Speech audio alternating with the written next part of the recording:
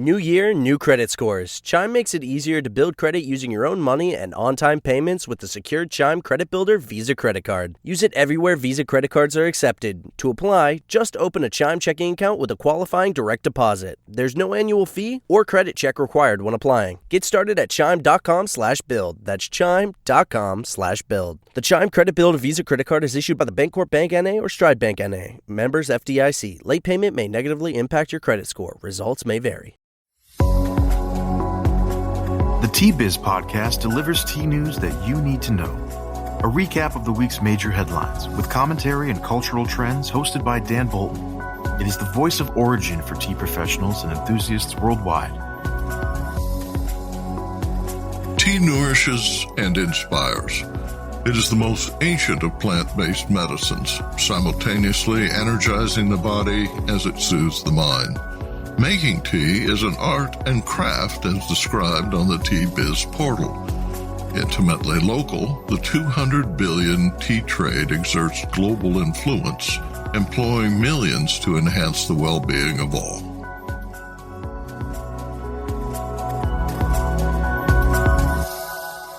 Hello, everyone. Here are this week's headlines. Funding initiatives at the UN Climate Summit are vital to tea as prevention gives way to funding repairs. Bangladesh production rebounds after this summer strike. And a tea tourism handbook elevates immersive travel.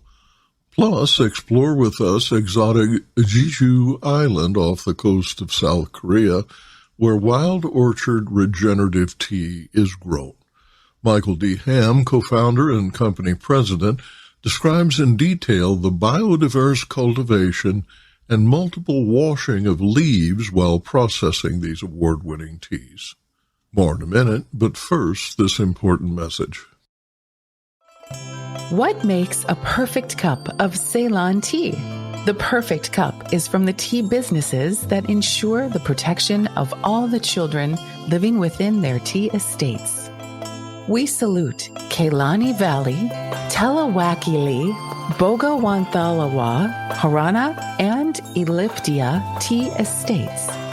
Support Save the Children, Sri Lanka. Globally, the tea industry contributes to climate change, and its stakeholders are climate change victims. Monies initially committed to prevention must now also fund repairs. Tea growers are stewards of vast tracts of land. Worldwide, there are 3.94 million hectares, almost 10 million acres under tea. 9 million of the 13 million people employed in the global tea industry are smallholder farmers, producing 60% of the world's tea, according to the Food and Agricultural Organization of the United States. Tea is cultivated in many of the 27 developing countries that were the focus of discussion by world leaders at the COP27 summit in Egypt this week. It is now apparent that resources must be allocated to respond to climate change crises. In 2022, China's record heat wave desiccated tea farms, while Pakistanis and Assam growers were forced to tread water. Quote, "We cannot ignore the race to resilience in our race to zero," end quote, says Dr. Mohamed Mahilin, a UN climate change high-level champion for Egypt. Developing countries will need $1 trillion a year in external financing by 2030 to cut emissions, boost resilience, restore land, and repair damage caused by increasingly destructive climate events, according to a report released by COP27 organizers. The report was jointly financed by hosts Egypt and the United Kingdom. Developing countries face $2.4 trillion in costs, a sum beyond government budgets that will require investment by the private sector, both foreign and domestic. Government should double to $60 billion the monies available for low-interest loans. Available disbursements from development banks should be tripled, and loans made available at favorable rates, according to Vera Songwi, one of several authors of the report. She writes that, quote, countries must have access to affordable, sustainable, low-cost financing from the multilateral development banks to help crowd investments from the private sector and philanthropy, end quote. Currently, a third, that's 702, of the world's largest companies have publicly committed to net zero operations. In addition, 550 banks and investment companies have aligned their portfolios with net zero targets, but virtually all are narrowly focused on meeting mitigation targets. Jennifer Morris, CEO of the Nature Conservancy, explains in a World Economic Forum article that, quote, a lot of countries are unable to adapt because of increased debt burdens. She said that public debt in developing countries rose from 40% of GDP to an average of 62% of GDP, adding that funds enabling 61% of climate projects were raised as debt, of which only 12% was low-cost loans. Business Insight. Developed nations have still not met the $100 billion goal for contributions set for 2020. Egypt is the first developing nation to host a COP summit since 2016. Leaders of developing nations are urging follow-through on stated financial commitments by developed countries. Favorable weather across Bangladesh led to a 17% gain in tea production during the first half of the year, suggesting a record-breaking 100 million kilo harvest was likely. In August, striking workers muted those expectations. Very little tea went to auction for 5 or 6 weeks, slowing the record-setting pace. Now it appears the record is within reach. The turning point was September, when factories produced 14.7 million kilos of tea, the highest monthly total in 2022, according to the Bangladesh Tea Board. October totals were 14.58 million kilos, raising the harvest to almost 80 million kilos going into November. The 2021 year-end total was 96.5 million kilos, reflecting 10-year growth of 54%. Ajan Dev Burman, senior manager of National Brokers, one of the country's biggest tea brokers, told the Dhaka Tribune this would be the year that production tops 1 million kilos. Mohammadul Alam, deputy manager at Halda Valley Tea Company, told Tea-Biz that the November harvest would decide the matter. Quote, winter fog is already in the garden areas, which is not a good sign for tea as production declines, he said, adding, a positive sign is that our gardens are pest and disease-free at this stage, end quote. Quote, the contribution by smallholder farmers in the north will play a vital role in this calculation, he said. Last year, their contribution was around 15%, or roughly 14 million kilos out of the 96 million kilo crop.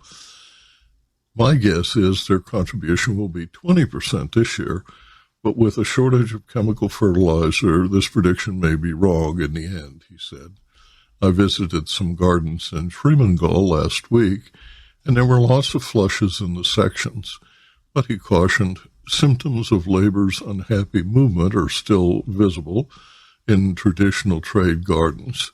It may also become a barrier to reaching 100 million kilo crop production. The Bangladesh Tea Board set a production target of 70 to 80 million kilos for the year. Tea lands in the north produced 2/3 of the total. In past years, plantations consistently produced 2 to 2.5 million kilos more than predicted. Tea tourism is more than an overnight stay in a quaint tea bungalow and a stroll in the garden. Meaningful interactions introduce visitors to local tea culture, unique tea processing techniques, and natural and historical surroundings. Tourists can explore the environment on ecotourism hikes along tea trails with spectacular vistas, or engage in spiritual tourism by visiting temples on pilgrimages, and enjoy gastronomic tourism that reveals the delights of culinary tea while dining. The Routledge Handbook of Tea Tourism is a new compendium that provides comprehensive and cutting-edge insights into global tea tourism. The book features contributions from scholars and experts in 19 countries.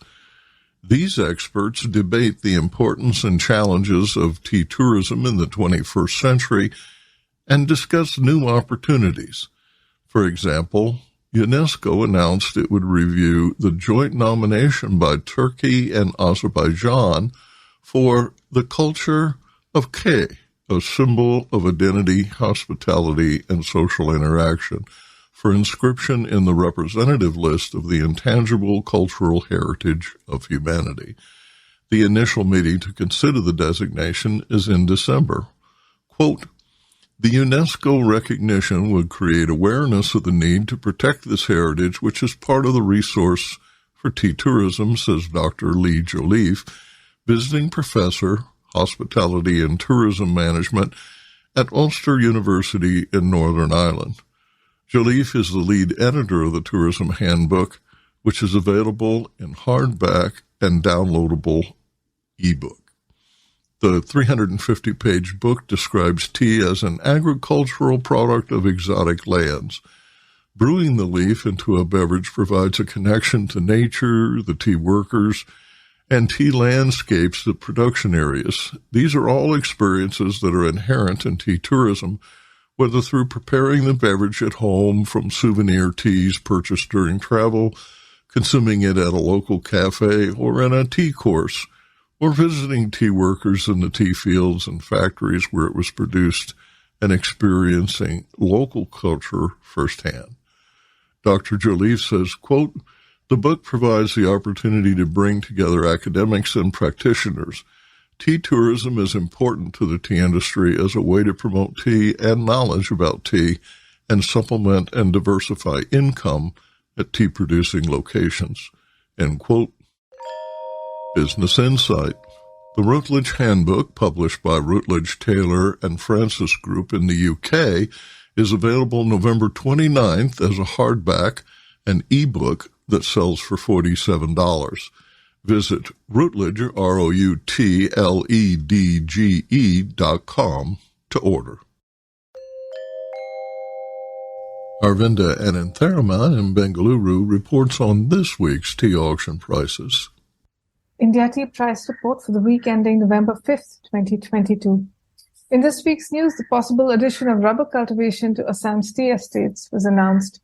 Earlier this year, the state government amended the Assam Fixation of Ceiling on Landholding Act to allow up to 5% of the total land of a tea garden to be used for tourism, cultivation of agri-crops, or animal husbandry. The Rubber Board is now looking at rubber plantation in the periphery of the tea estates. This would help meet the demand for natural rubber in the country while also offsetting some of the losses from tea planting. Already, Tripura State in this region, where tea is cultivated, is the second largest producer of rubber in India. In auctions at Sale 34, Kolkata saw a strong demand for orthodox tea with the Middle East and CIS countries active. Other grades also did well. Major blenders were active for dust grades, and Hindustan Unilever continued to be active for CTC and Darjeeling grades. Prices for CTC and dust were slightly lower than the previous week, but Darjeeling saw average prices go up by 63 rupees. Hindustan Unilever was the main buyer, picking up about 20% of the tea on offer for an average of 487 rupees per kilo. In Guwahati, there was good demand for both leaf and dust, with major blenders active for leaf and Hindustan Unilever active for dust. In the south, Cochin saw 100% of orthodox dust and 97% of CTC dust sold. Prices remained similar to the previous week. Dust grades also did well in Kannur. And now, a word from our sponsor. Hello, I'm Bogdan, a passionate tea drinker and the inventor of the ultimate tea machine, the Brewmaker One. Preparation is key to making fine tea. Sequential steepings deliver the best taste possible and unlock the true value of whole leaf teas and botanicals. Brew automates that process without using any pots or capsules. This simple-to-operate, smartphone-controlled device stores steeping profiles to consistently make great tea at the push of a button. Brew also reduces time, waste, and energy. That's because I engineered the brew to remember control settings for temperature, brewing time, and quantity. Using my patented process lets you stack steep simply and conveniently. This week, T-Biz explores the exotic Jeju Island off the coast of South Korea, where Wild Orchard Regenerative Tea is grown. Michael D. Ham, co-founder and president of the company, describes in detail the cultivation and multiple washings during processing of these award-winning teas. The result is a clean, authentic taste as nature intended, he said.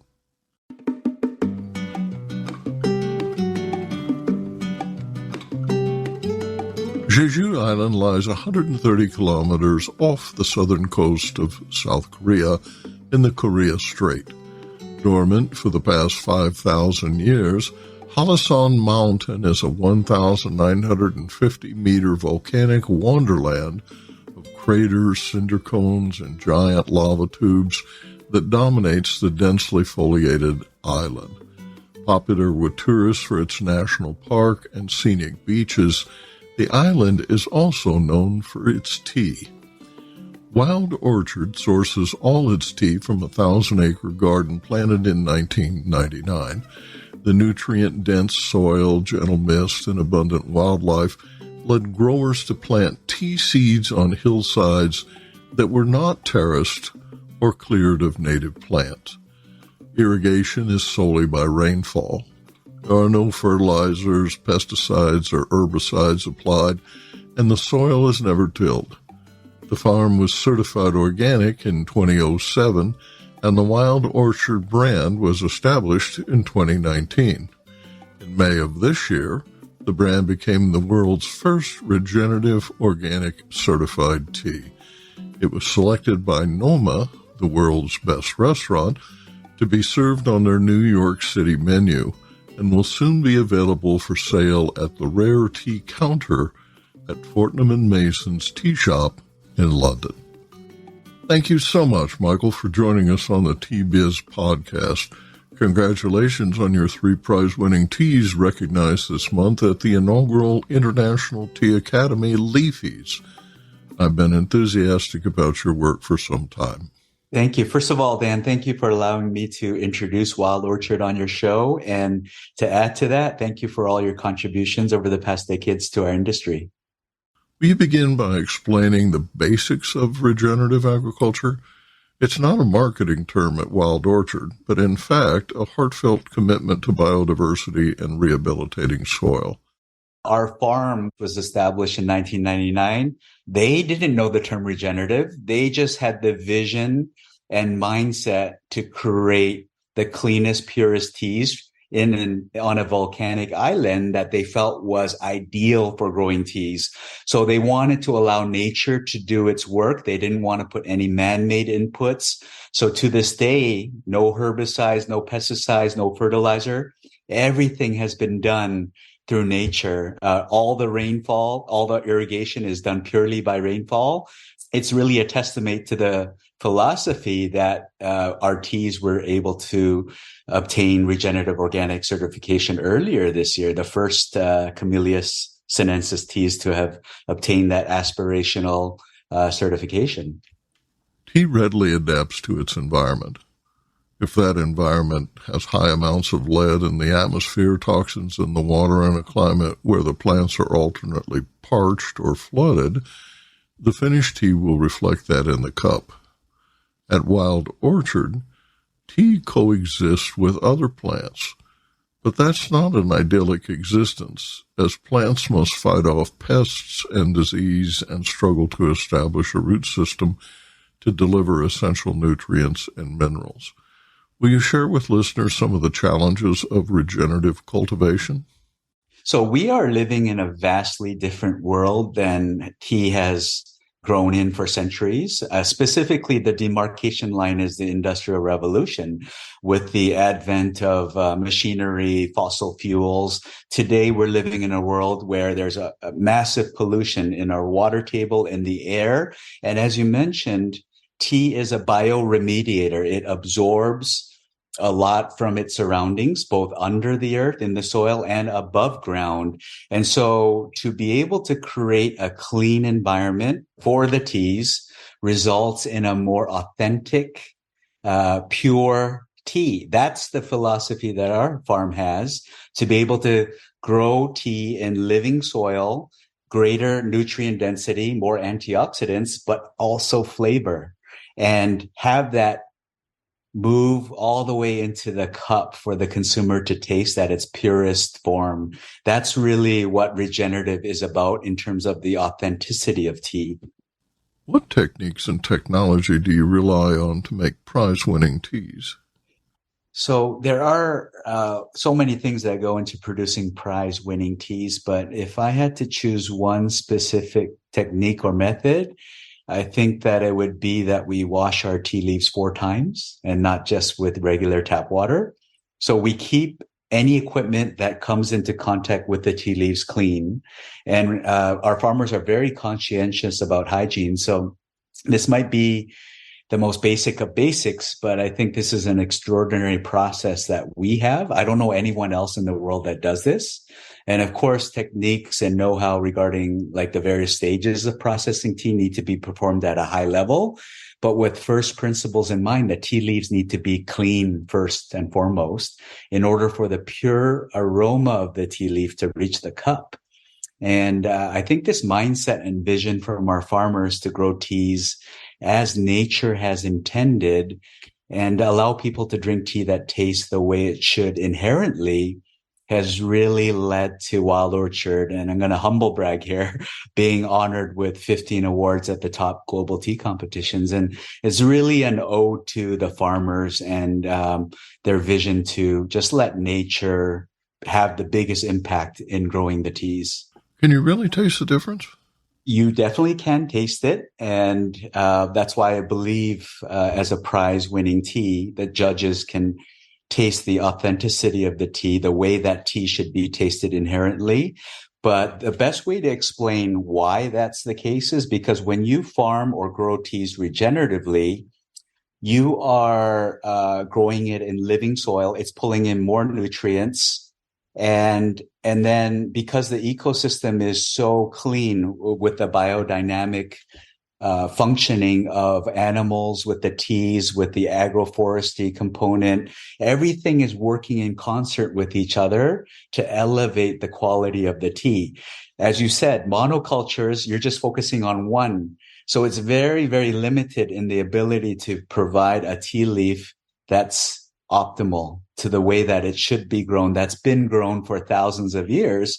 So when you taste a tea that's grown conventionally, you will definitely taste elements of toxins, pesticides, these chemicals that should not be in the tea leaf. But when it's done regeneratively, you're getting the most out of that tea leaf without all of these man-made elements. What do the competition judges have to say about the winning teas?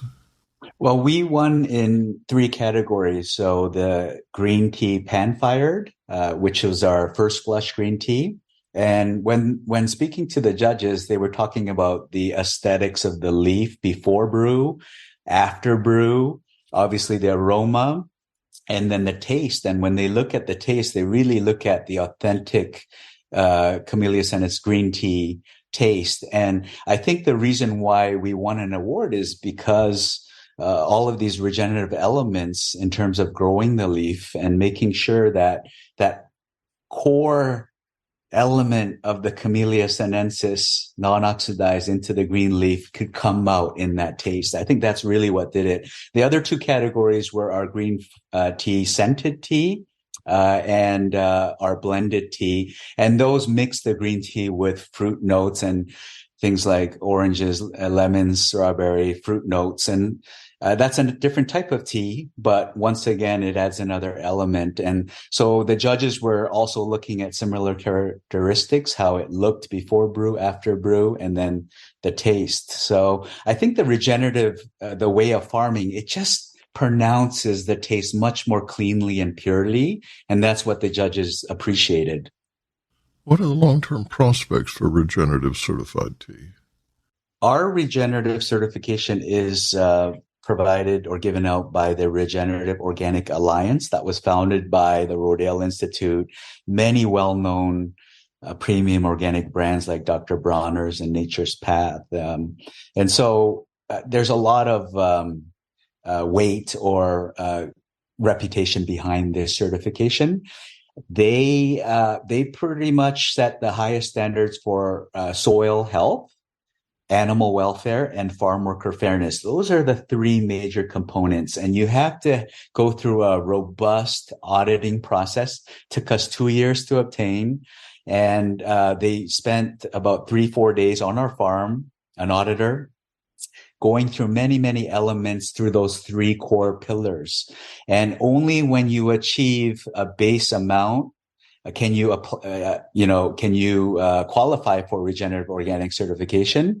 And they have the bronze, silver, and gold level.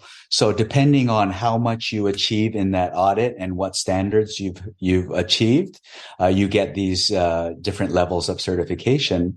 But now more and more brands, if you go to the supermarket, you're going to start to see more regenerative out there. And it's really, the way I put it simply is it goes beyond the simple organic certification because you're focusing on the soil. There's also the animal component, welfare component, and the farm worker fairness. So it's really holistic, and it gives the consumer an idea that, wow, this product went through extra lengths to provide or produce a product that is not only good for me, but for the environment. So shifting the topic from prize-winning teas to climate-smart teas, recently, you reported on it, but well-respected tea brands such as Tazo and traditional medicinals have stated that they are also committing to transitioning their portfolios to regenerative. Why is this important? There's clearly an opportunity to make impact at scale. Studies show that regenerative farms are 3 to 6 times more profitable than conventional. And the market for regenerative products, albeit in early stages now, continues to gain interest and grow. So if our industry starts to shift from conventional to regenerative, as we're seeing in other sectors, we can have a tremendous impact on addressing our global health and climate crisis. And to add to that, regenerative practices will allow tea farms to be more resilient and protect smallholder tea farmers amidst the growing climate changes. So as you explained, what's the yield issue? Just this summer, you reported China's extreme heat and its effect on the tea farms. But if they had regenerative baked into their operations, they would have been more resilient and they would have had more yield. So in terms of the yield, you have to look at it in the context of today's climate challenges. And regenerative will allow tea farmers not only to create a higher quality product or tea, they will be able to future-proof as much as possible to the extent that they're farming regeneratively to fight off against all of these floods and heat and all these climate issues that we're facing on an ever-growing track each year.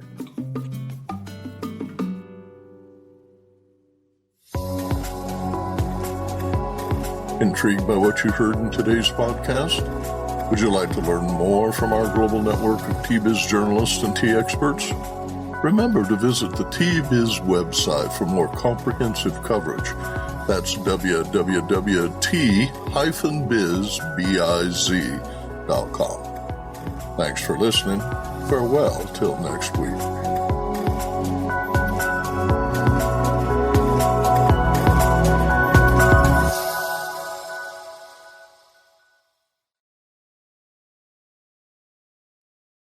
The new year is the perfect time to start building credit scores, because when your credit scores increase, your opportunities do too, like possible loan approvals and lower interest rates.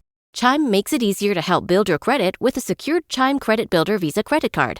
You can use Credit Builder everywhere Visa credit cards are accepted.